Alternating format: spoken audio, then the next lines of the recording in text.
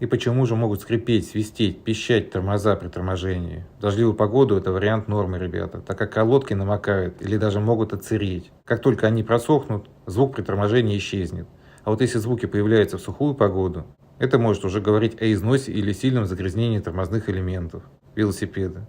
Если следов повреждений и износа нет, то, вероятно, проблема в загрязнении. Протрите тормозной диск, да и колодки очистить не помешает. Ребята, помните, рабочие тормоза – это не только ваша безопасность, но и окружающих.